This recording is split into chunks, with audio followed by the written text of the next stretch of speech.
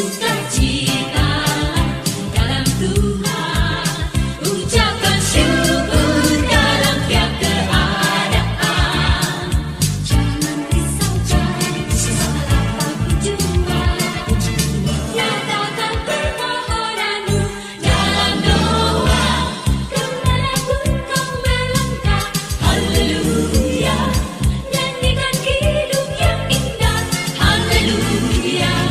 Terangi dunia dengan cinta kasih murni. Bersukacitalah, bersukacitalah, bersukacitalah senantiasa.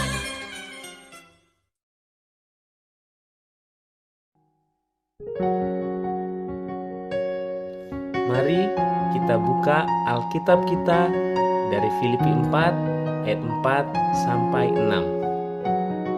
Kita buka Alkitab kita dari Filipi 4 ayat 4 sampai 6. Kita baca bersama-sama. Demikianlah firman Tuhan. Bersukacitalah senantiasa dalam Tuhan. Sekali lagi kukatakan, bersukacitalah. Hendaklah kebaikan hatimu diketahui semua orang. Tuhan sudah dekat. Janganlah hendaknya kamu khawatir tentang apapun juga, tetapi nyatakanlah dalam segala hal keinginanmu kepada Allah dalam doa dan permohonan dengan ucapan syukur. Demikianlah firman Tuhan. Shalom adik-adik. Kitab Filipi ditulis oleh Rasul Paulus. Filipi 4 ayat 4. Bersukacitalah senantiasa di dalam Tuhan. Sekali lagi kukatakan, bersukacitalah.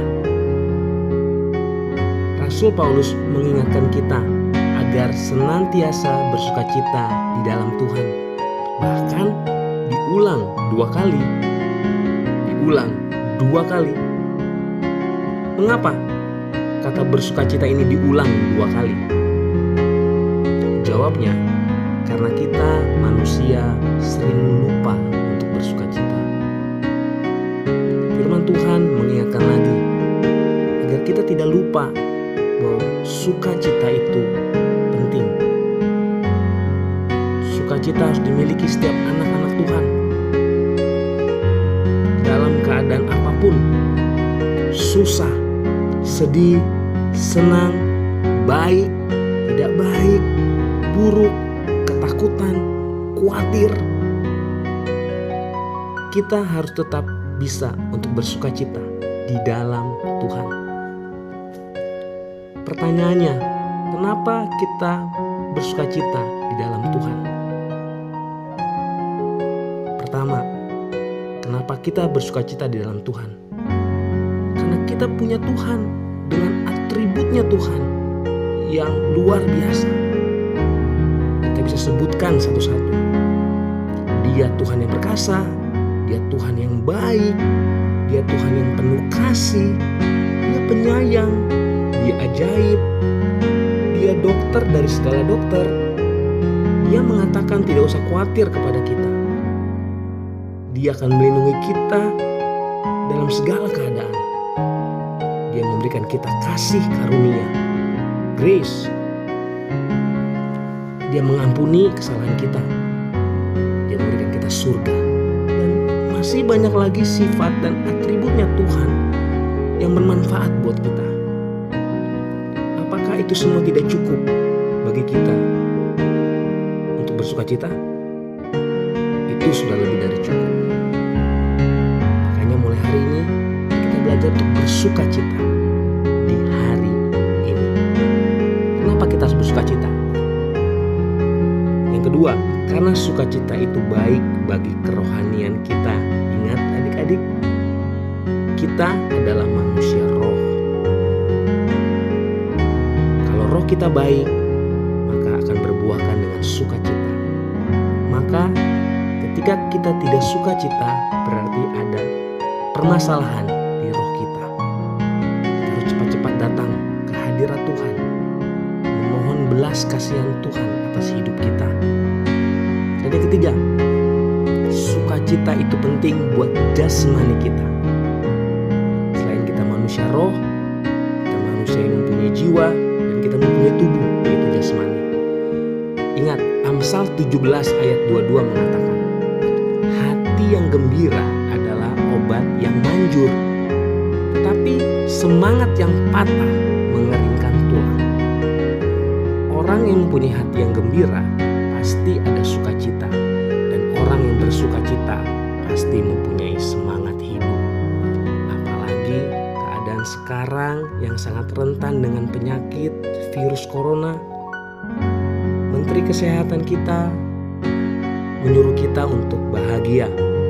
Kenapa? Karena dengan bahagia imun tubuh kita akan meningkat dan sanggup untuk melawan virus corona. Jadi itu adalah tiga alasan kenapa kita bersukacita. Pertama, bersukacita di dalam Tuhan.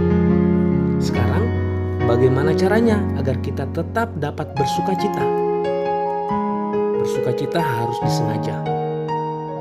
Pertama, supaya kita dapat bersukacita adalah kita harus mengingat semua kebaikan Tuhan yang sudah kita terima. Kita belajar mengingat. Ingat yang baik-baik. Lupakan masa lalu yang buruk. Ingat yang baik-baik. Ingat kasih sayangnya Tuhan pada kita. Kita belajar mengingat. Luangkan waktu kita untuk belajar mengingat semua kebaikan Tuhan. Dari hal-hal yang kecil, misalnya keluarga kalian yang tenang, yang selalu ada rezeki, itu adalah bukti kasih Tuhan. Kita belajar mengingat semua kebaikan Tuhan dalam hidup kita. Yang kedua, bagaimana caranya supaya kita tetap bisa bersukacita? Yang kedua adalah pertahankan untuk selalu memuji Tuhan, menyembah Tuhan, berdoa, mengucap syukur di tiap keadaan. Rasul Paulus ketika menulis surat Filipi, dia di penjara. Ketika dia di penjara, bahkan dia pernah dalam posisi dipasung, sangat tidak mengenakan posisi tubuhnya. Tapi dalam keadaan seperti itu pun Rasul Paulus masih bisa memuji Tuhan. Dia mempertahankan sifatnya untuk terus memuji Tuhan. Memuji Tuhan harus disengaja. Mengucap syukur harus disengaja. Kita belajar lagi dari sosok Daud. Daud membangun pondok puji-pujian yang namanya Pondok Daud. Di kitab Tawarik kita bisa lihat di dalamnya ada puji-pujian buat Tuhan siang malam 24 jam 7 hari dalam seminggu. Orang silih berganti memuji Tuhan tanpa henti di sana. Kenapa Daud melakukan hal itu? Karena Daud ingin selalu bersuka cita di dalam Tuhan. Karena Daud selalu mengingat kebaikan Tuhan dalam hidupnya. Kita bisa lihat di kitab Mazmur, begitu banyak ungkapan syukur Daud. Dan Daud hidupnya penuh dengan sukacita. Kita tutup dengan sebuah ilustrasi tentang sukacita. Orang oma yang sedang menggoreng ikan. Tiba-tiba HP-nya berbunyi. Dan itu ternyata adalah teman lamanya dia. Itu adalah teman baiknya dia. Dengan bahagia dia langsung mengangkat telepon itu. Dan oma ini ngobrol panjang lebar. Tanpa dia sadar bahwa dia sedang menggoreng ikan. Setelah sadar ada bau gosong, oma ini segera lari ke dapur. Dan didapatinya lah ikannya sudah gosong, minyaknya habis, bahkan api sudah ada di penggorengannya. Oma ini panik. Dia segera berada di kamar mandi. Dia mengambil air dan langsung melempar ke api itu. Di tengah ketakutannya itu, oma ini tanpa dia sadari dia malah bernyanyi. Oma ini bernyanyi, bersukacitalah di dalam Tuhan, ucapkan syukur dalam tiap keadaan.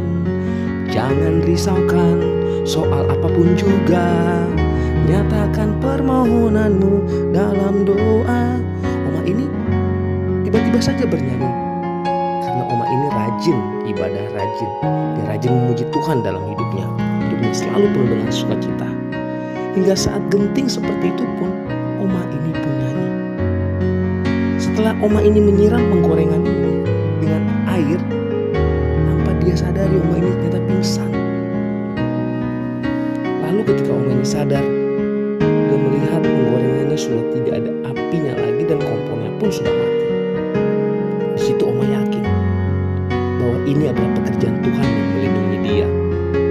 Karena yang dia lihat apinya itu besar dan jumlah air yang dibawa oleh Oma ini tidak masuk akal untuk mematikan api itu. Adik-adik, inilah sukacita yang sesungguhnya.